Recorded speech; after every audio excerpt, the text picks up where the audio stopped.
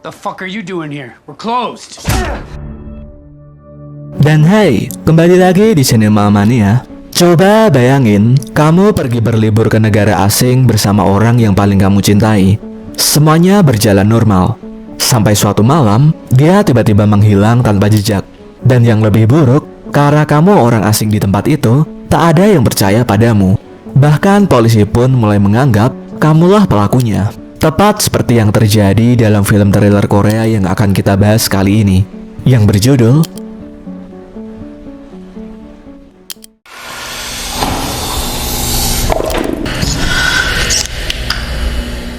Kisah ini mengikuti seorang pria asal Korea yang bernama Taemin.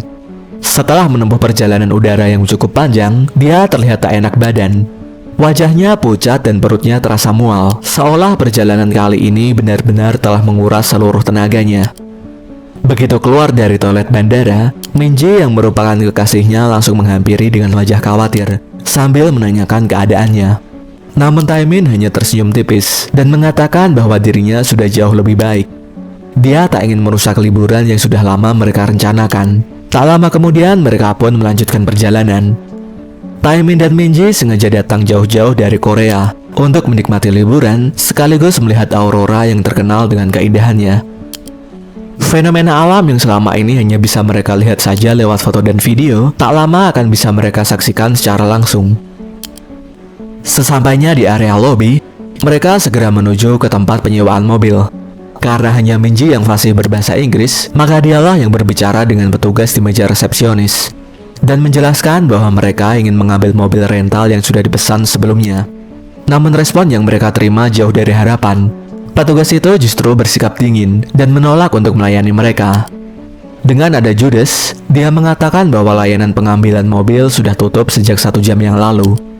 Walau Minji sudah berusaha menjelaskan bahwa penerbangan mereka sempat mengalami penundaan, sambil menunjukkan bukti pemesanan di HP-nya, pria itu tetap tak peduli. Mendengar jawaban itu, Taemin dan Minji hanya bisa pasrah saja. Liburan yang baru saja dimulai, tampaknya sudah memberikan masalah pertama bagi mereka. Hal itu membuat mereka sangat kecewa, namun tak punya banyak pilihan, karena sekarang berada di negeri orang dan tak bisa berbuat apa-apa. Mengingat hari sudah larut malam, Minji akhirnya beralih menggunakan taksi online saja. Dia segera memesan lewat aplikasi. Mereka berdua lalu menunggu di luar bandara, dengan hawa dingin yang menusuk. Sementara itu, Taemin mulai mengeluh karena taksi yang mereka pesan tak kunjung datang juga. Baginya, liburan kali ini benar-benar dimulai dengan buruk. Setelah harus menahan mabuk perjalanan selama penerbangan, sekarang mereka justru terlantar di luar bandara, tanpa kepastian kapan bisa sampai ke penginapan. Untung saja sekitar 15 menit kemudian taksi itu akhirnya tiba. Minji segera membantu memasukkan tas ke bagasi, lalu mereka berdua masuk ke dalam mobil dan melanjutkan perjalanan.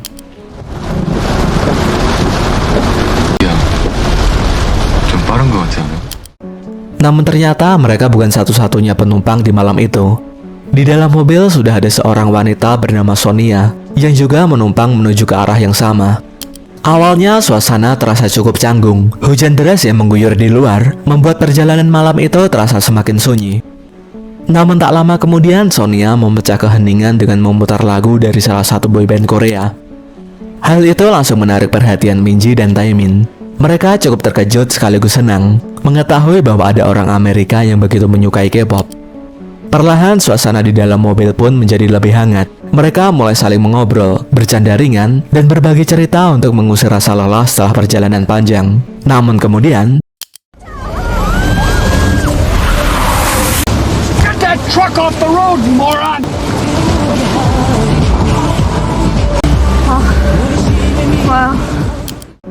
beruntung tak terjadi kecelakaan dan tak seorang pun terluka dalam insiden tersebut. Perjalanan pun kembali dilanjutkan. Namun kali ini suasana di dalam mobil jauh lebih sunyi. Tak ada lagi obrolan ataupun candaan. Mereka hanya berharap bisa segera tiba di tujuan dengan selamat. Akhirnya Minji dan Taemin tiba juga di penginapan yang telah mereka sewa. Sang supir lalu berpamitan sambil mengucapkan selamat berlibur pada mereka. Dengan wajah lega, Minji segera membuka pintu dan mereka berdua masuk ke dalam. Keduanya lalu melihat-lihat seisi ruangan sambil beristirahat setelah perjalanan panjang yang melelahkan. Kesan pertama tempat itu sebenarnya cukup baik. Ruangannya terlihat nyaman, bersih, dan sesuai dengan foto yang mereka lihat saat memesan. Namun tak lama kemudian Taemin menyadari ada sesuatu yang janggal. Dia tak menemukan bantal di kamar mereka. Awalnya dia mengira hanya salah lihat. Namun setelah memeriksa tempat tidur sekali lagi, tetap saja tak ada bantal yang bisa ditemukan. Minji lalu menyuruhnya untuk mencari dengan lebih teliti. Namun meski Taemin sudah membongkar lemari dan melihat ke berbagai sudut ruangan, hasilnya tetap sama, tak ada bantal dimanapun. Lama-kelamaan Minji mulai merasa kesal, karena sejak tiba di negara itu, Taemin terus mengeluhkan berbagai hal tanpa henti. Mulai dari penerbangan yang tertunda, taksi yang lama datang, hingga sekarang masalah bantal. Karena tak ingin memperpanjang perdebatan, Minji akhirnya memutuskan untuk mandi dan meninggalkan Taemin sendirian di kamar. Menyadari suasana mulai tak nyaman, Taemin lalu meminta maaf atas sikapnya sepanjang hari ini. Dia mengakui bahwa kelelahan akibat perjalanan panjang membuat emosinya menjadi lebih sensitif dan mudah mengeluh. Mendengar itu, Minji pun tak lagi mempermasalahkannya. Tak lama kemudian, Minji meminta tolong untuk mencarikan handuk. Taemin segera membantunya. Dia berusaha memperbaiki suasana agar malam pertama liburan mereka tak berakhir dengan pertengkaran. Dia lalu mulai memeriksa seluruh ruangan untuk mencari handuk. Namun di tengah pencariannya, tiba-tiba terdengar suara ketukan dari arah pintu belakang. Taemin yang penasaran segera menghentikan aktivitasnya, dan karena pintunya tak bisa dibuka dari dalam, dia lalu berjalan memutar menuju pintu depan untuk memeriksanya. Namun dia justru dibuat bingung, sebab tak ada siapapun di luar sana. Di tengah kebingungannya, perhatian Taemin tiba-tiba tertuju pada sebuah mobil yang melintas di kejauhan. Mobil itu terlihat sangat familiar. Dia yakin itu adalah mobil yang tadi menabrak mereka dalam perjalanan. Perasaan aneh mulai muncul di benaknya. Taemin pun segera kembali masuk ke dalam untuk menceritakan kejadian itu pada Minji. Namun saat dia memanggil dari luar, tak ada jawaban sama sekali. Taemin lalu mencoba membuka pintunya. Saat pintu terbuka, dia langsung terdiam, sebab Minji tak ada di sana. Dia lalu memeriksa kamar, ruang tamu, hingga seluruh sudut penginapan. Namun tetap tak ada, seolah dalam hitungan menit Minji menghilang tanpa jejak. Beberapa menit kemudian, seorang sheriff sudah datang ke penginapan dan duduk di hadapan Taemin untuk menanyakan kronologi hilangnya Minji. Taemin terlihat bingung dan panik. Dengan kemampuan bahasa Inggrisnya yang terbatas, dia berusaha menjelaskan semuanya meski sering terbata-bata. Namun sheriff itu tampak ragu dengan ceritanya, karena menurutnya ada banyak hal yang terasa janggal. Jika Minji benar-benar telah diculik, maka seharusnya masih ada barang-barang miliknya yang tertinggal. Namun kenyataannya, tas, HP, dan seluruh perlengkapannya juga ikut menghilang tanpa jejak.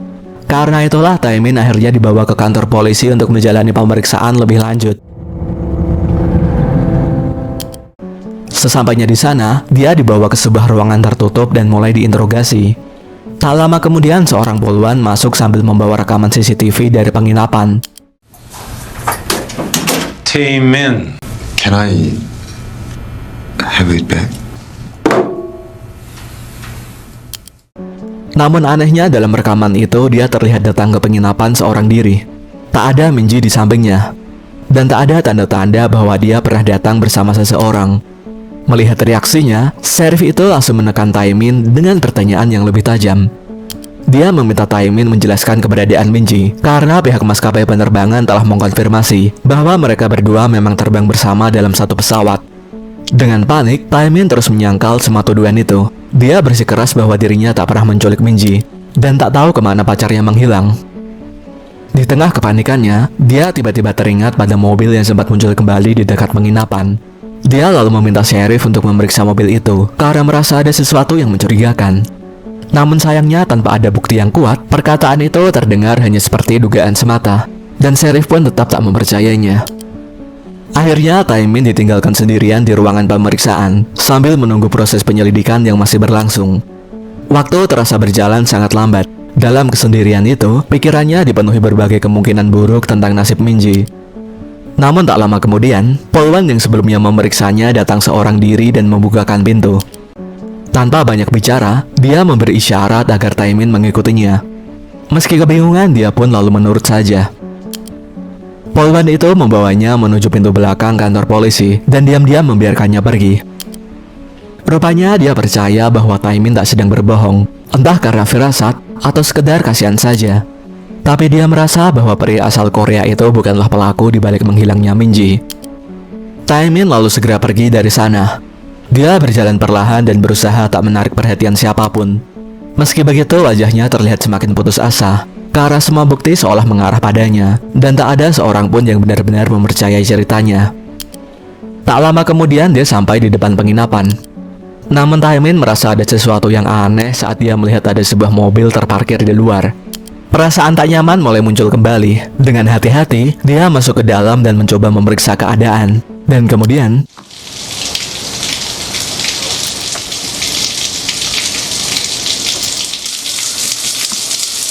Kim Jae-young.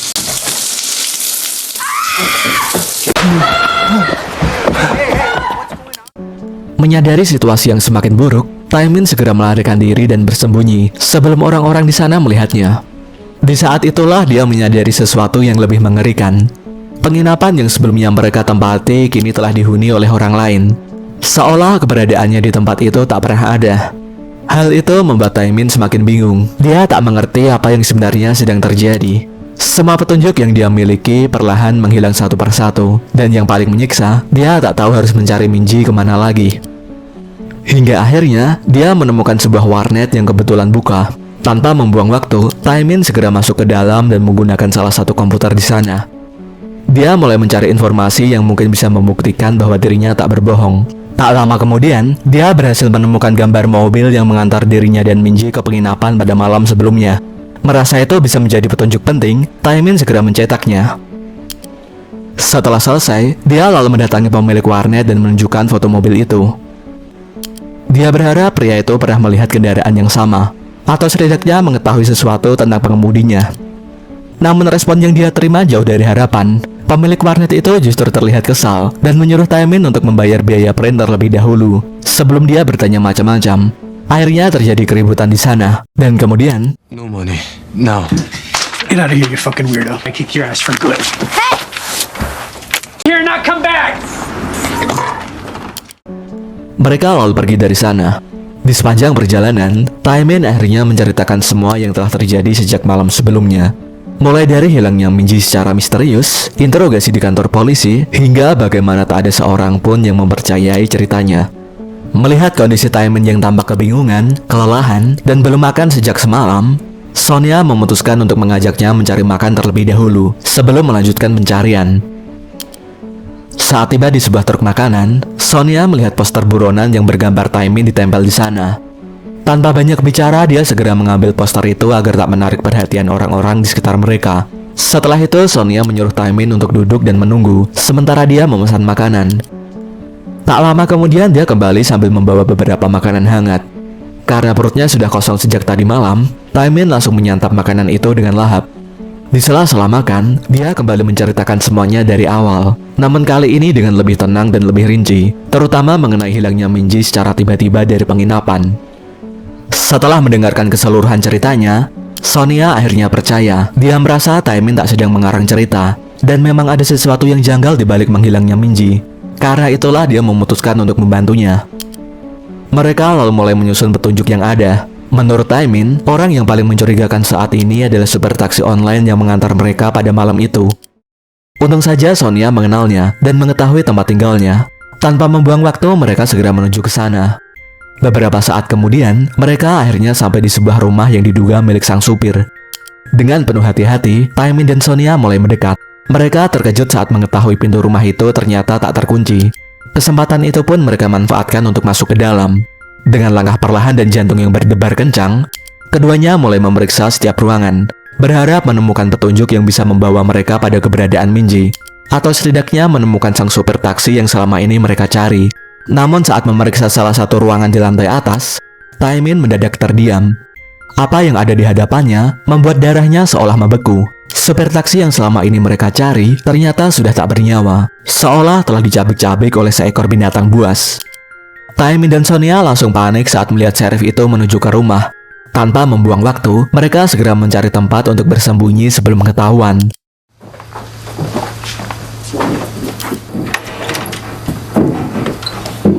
Keep going, okay?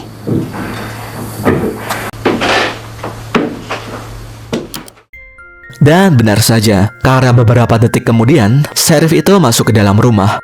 Dia juga tampak terkejut saat menemukan mayat sang supir taksi. Dengan waspada, dia langsung mulai memeriksa setiap sudut ruangan dengan teliti. Namun tepat sebelum dia berhasil menemukan tempat persembunyian Taemin, tiba-tiba Sonia keluar dari persembunyian dan segera berlari agar sheriff itu mengejarnya.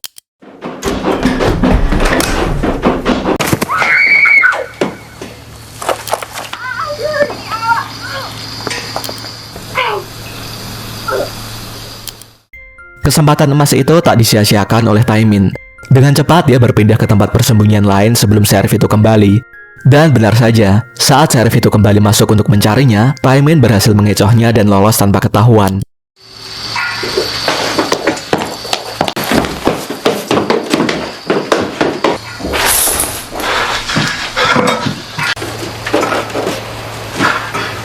This cat's just a piece of shit. Sebenarnya dia sempat berniat untuk menyelamatkan Sonia terlebih dahulu. Namun keadaan berubah ketika suara sirine polisi mulai terdengar semakin mendekat.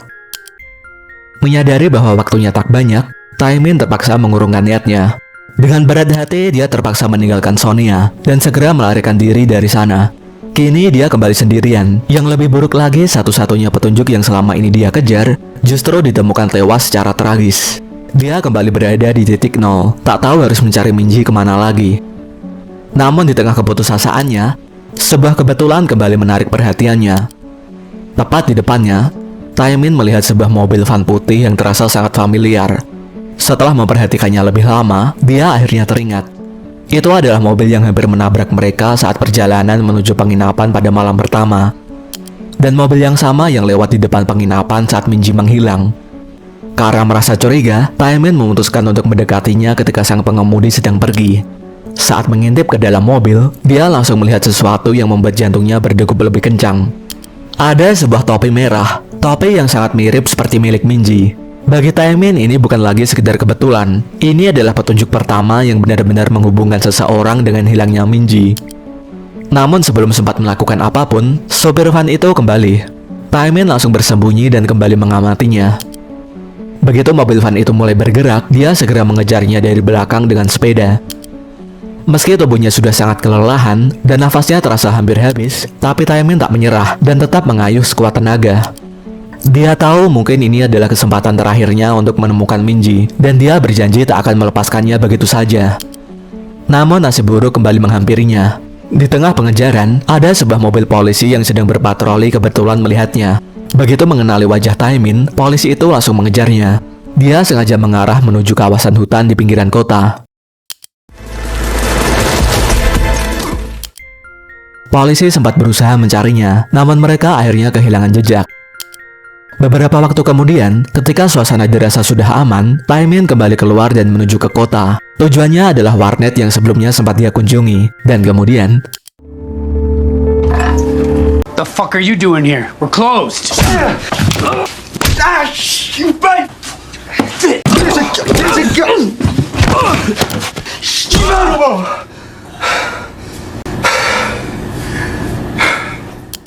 Tanpa membuang waktu, Taemin langsung menggunakan salah satu komputer. Dia mulai menelusuri berbagai informasi di internet mengenai mobil van misterius yang sebelumnya dia ikuti. Semakin dalam dia mencari, semakin yakin pula bahwa kendaraan itu memiliki hubungan dengan hilangnya Minji.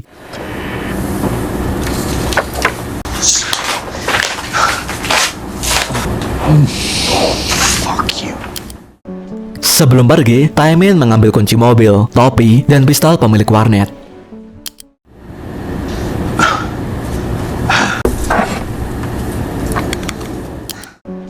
Setelah itu dia segera pergi dari sana. Kini untuk pertama kalinya sejak Minji menghilang, dia merasa memiliki petunjuk yang nyata.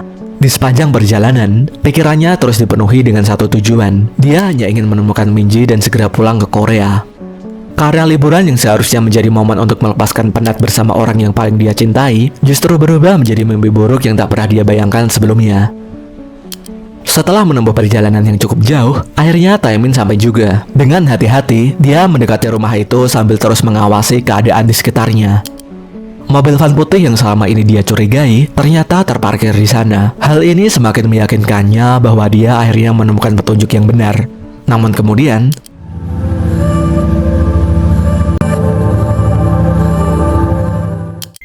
Dipenuhi rasa penasaran, Taemin diam-diam menyelinap masuk melalui jendela yang terbuka. Dia bergerak perlahan agar tak menimbulkan kecurigaan. Dari balik sebuah ruangan, dia mulai mengamati keduanya. Semakin lama memperhatikan, semakin aneh semuanya terasa. Karena Min-jae tak terlihat seperti seorang yang sedang disandera atau dipaksa tinggal di sana. Namun sebaliknya, dia tampak begitu nyaman berada di dekat pria itu. Bahkan dari cara mereka berinteraksi, keduanya terlihat seperti pasangan suami istri yang telah hidup bersama sejak lama. Pikiran Taemin pun semakin kacau. Dia tak lagi mengerti apa yang sebenarnya sedang terjadi. Apakah Min-jae sengaja meninggalkannya? Apakah selama ini dia telah dibohongi? Atau ada sesuatu yang jauh lebih besar yang belum dia ketahui? Kini hanya ada satu pertanyaan yang terus berputar di benaknya. Siapa sebenarnya pria itu?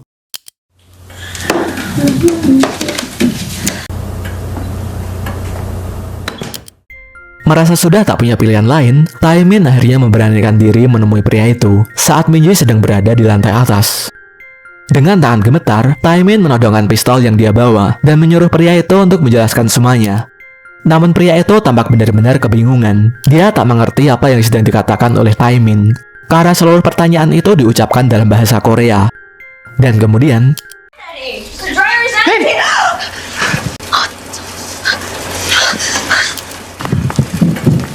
민지야. Taxi and my husband can't go. 야, 민지 너 미쳤어? 미친 새끼가. Min-jae memberanikan diri keluar dari kamar. Namun begitu melihat kondisi suaminya, wajahnya langsung pucat. Dia terlihat sangat panik dan khawatir. Sementara itu, Taemin hanya berdiri terpaku. Dia tak mengerti apa yang sedang terjadi, karena Min-jae memandanginya seperti sedang melihat orang asing yang belum pernah dia temui. Tak lama kemudian, suara sirine polisi mulai terdengar dari berbagai arah. Melihat situasi yang semakin rumit, Taemin pun mulai panik. Dia tak tahu harus berbuat apa lagi. Dalam keadaan terdesak, Taemin lalu nekat menyandera Min-jae yang sudah terpojok dan membawanya keluar rumah. 정신 똑바로 차려. 너 여기 나가야 돼. 아이, 셔터!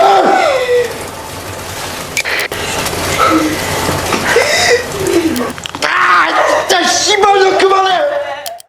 Sheriff dan para petugas lainnya pun dibuat tak berdaya saat melihat Taemin keluar sambil menodongkan pistol ke arah Min-jae.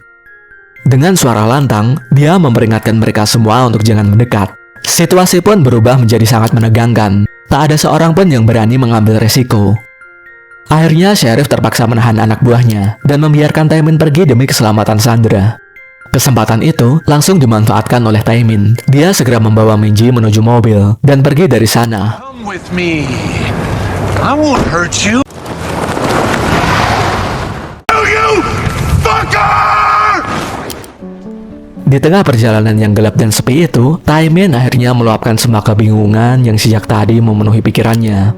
Dia menuntut penjelasan dari Min-jae dan mengapa dia tinggal bersama pria lain. Namun respon Min-jae justru membuat Taemin semakin bingung. Dia sama sekali tak memahami apa yang diucapkan oleh Taemin. Min-jae seperti tak bisa berbahasa Korea. Dan kemudian, 야, 너.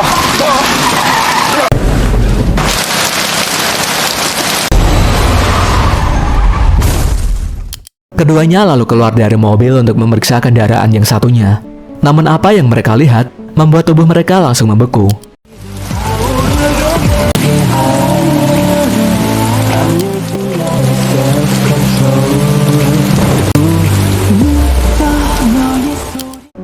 Adegan kemudian berpindah. Di dunia nyata, terlihat seorang pria tampak berjalan mondar-mandir di pinggiran jalan dengan wajah yang panik. Dia terlihat sibuk mencari sesuatu di sekitar lokasi. Namun setelah cukup lama mencari, benda yang dia inginkan tak kunjung ditemukan. Dengan frustasi, dia akhirnya menyerah dan kembali masuk ke dalam mobil, lalu pergi dari sana. Tak lama kemudian dia pulang ke rumah. Namun sesampainya di sana, seseorang ternyata sudah menunggunya, dan orang itu adalah Sheriff. Melihat kehadiran Sheriff, wajah pria itu langsung berubah tegang. Dengan santai, Sheriff mulai mengajukan beberapa pertanyaan. Awalnya pria itu masih mencoba mengelak, namun kemudian Sheriff berjalan mengelilingi mobilnya dan memeriksanya dengan teliti. Tak lama dia lalu menemukan sesuatu yang selama ini dia cari. Pelindung velg pada salah satu roda ternyata telah hilang. Sebuah detail kecil yang langsung menguatkan pada kecurigaannya. Karena sebelumnya, Sheriff telah menemukan pelindung velg yang sama di lokasi tabrak lari beberapa waktu yang lalu. Kini semuanya mulai terhubung, dan pria itu tak lagi memiliki alasan untuk mengelak. Rupanya dialah pelaku tabrak lari yang telah menabrak Taemin dan Minji pada malam itu. Dan setelah semua bukti mengarah padanya, sheriff akhirnya langsung menangkap pria itu. Setelah menyelesaikan urusannya di kantor polisi, sheriff lalu pergi menuju rumah sakit. Dia berjalan menyusuri koridor rumah sakit hingga tiba di salah satu ruangan. Di sana dia sempat berhenti sejenak dan menatap seorang pasien yang telah meninggal dunia. Dan pasien itu ternyata adalah Sonia. Wajah sheriff itu pun terlihat muram dan dipenuhi dengan kesedihan. Setelah beberapa saat, sheriff lalu meninggalkan ruangan itu dan menuju ke ruangan lain. Di sana seorang dokter sudah menunggunya. Dokter itu lalu menjelaskan kondisi kedua pasien yang berada di dalam ruangan. Mereka adalah Taemin dan Minji, turis asal Korea Selatan. Ternyata sejak kecelakaan pada malam itu, keduanya tak pernah benar-benar bisa sadar. Mereka mengalami koma akibat luka parah yang mereka derita. Meski kondisi mereka perlahan mulai stabil, tapi dokter tak bisa memberikan kepastian apakah keduanya akan bangun pada suatu hari nanti, atau akan tetap terjebak dalam tidur panjang mereka. Mendengar kabar itu, sheriff hanya bisa terdiam. Dia lalu memandang kedua pasien itu. Setelah semua yang terjadi, kini yang bisa dia lakukan hanyalah berharap sambil mendoakan yang terbaik bagi mereka saja. Adegan kemudian berpindah. Di suatu tempat yang terasa seperti mimpi, Taemin dan Minji akhirnya mulai memahami apa yang sebenarnya sedang terjadi. Tanpa banyak kata, keduanya pun berpelukan erat seolah melepas kerinduan yang telah lama mereka pendam. Tak ada lagi rasa takut, tak ada lagi kebingungan, hanya ada ketenangan yang selama ini mereka cari. Di tengah momen itu, Minji tiba-tiba menatap ke arah langit, seolah melihat sesuatu yang luar biasa. Keduanya langsung terpukau. Di atas sana terbentang aurora yang begitu indah. Cahaya warna-warni menari perlahan di langit malam. Pemandangan yang selama ini ingin mereka lihat bersama, pemandangan yang menjadi alasan mereka datang jauh-jauh dari Korea, akhirnya impian itu terwujud juga, meski hanya dalam dunia yang mereka ciptakan sendiri. Dan itulah akhir dari kisah ini. Pada akhirnya pencarian panjang yang dilakukan Taemin memang membawanya pada jawaban yang selama ini ingin dia cari. Namun tak semua misteri berakhir dengan kebahagiaan. Terkadang yang paling sulit bukanlah menemukan kebenaran, melainkan menerima kenyataan yang menyertainya. Jangan lupa like, share, dan subscribe biar kalian tak ketinggalan kisah-kisah seru lainnya. Terima kasih dan sampai jumpa.